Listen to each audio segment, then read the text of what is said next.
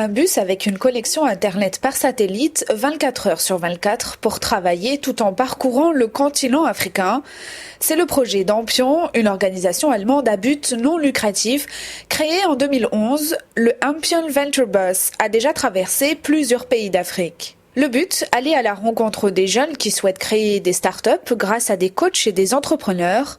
Le bus s'est arrêté cette semaine en Tunisie où durant 5 jours, il parcourra plusieurs villes à la rencontre d'experts en gouvernance et de membres actifs dans les régions. Fabien Gull est le fondateur du projet, il explique le principe. Notre focus, c'est de travailler dans plusieurs domaines différents, mais toujours dans la technologie. Donc, chaque projet, c'est soit un site web, soit une application mobile. Mais ce n'est pas forcément seulement une technologie dans le TIC, c'est aussi à l'intersection avec un secteur comme l'agriculture, la santé, etc.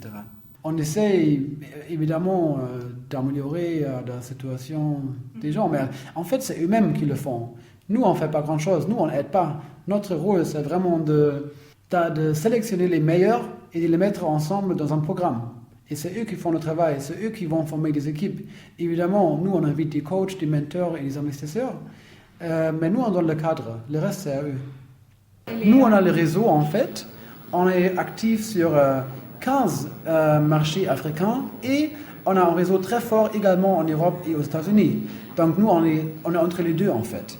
Depuis le début de son projet, Ampion a permis la création de 24 startups en Afrique, du domaine de l'éducation, la santé, l'énergie, le e-commerce ou encore la gouvernance. Les jeunes entrepreneurs font appel aux technologies mobiles et de communication pour améliorer le quotidien des populations. Exemple de réussite avec des applications mobiles en Afrique de l'Ouest pour informer la population sur les cas d'Ebola, ou encore le projet E-Magie pour tester la qualité de l'eau afin de permettre un meilleur accès à l'eau potable. Ikram est une étudiante tunisienne en management des ressources humaines.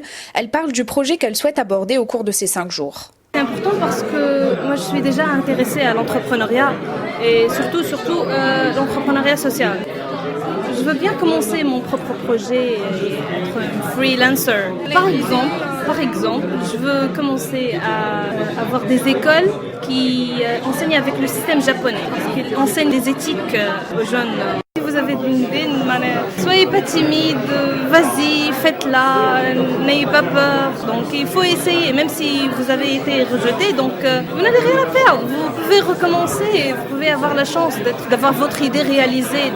Parmi les entrepreneurs, Abdellah Malek, algérien, fondateur d'une agence web, il explique comment les pays de la région peuvent favoriser l'entrepreneuriat des jeunes. Les pays de la région, enfin l'Algérie, le Maroc, la Tunisie, ils ont besoin d'avancer ensemble, d'avoir une intelligence collective pour mieux rattraper le retard au développement économique du pays, dans le domaine des tech ou dans d'autres domaines aussi. En Algérie, c'est le cas de tous les pays de la région. On a du talent, on a des compétences. Parfois, le marché n'est pas vraiment prêt. Quand on parle du marché du mobile, par exemple, en Algérie, on a la 3G depuis uniquement une année. Donc, c'est un peu difficile pour développer un écosystème aussi rapidement. Il y a aussi un gros potentiel, c'est la diaspora. On sait que les pays de la région, par exemple Maghreb, il y avait beaucoup de gens qui sont partis à l'étranger. Je crois qu'on doit profiter de ça. Donc, pour l'Algérie, on a des Algériens chez Google, chez Cisco, chez Microsoft. Mais en fait, on ne profite pas de ça. Donc, je crois que ça peut être un très grand levier pour le développement économique de la région.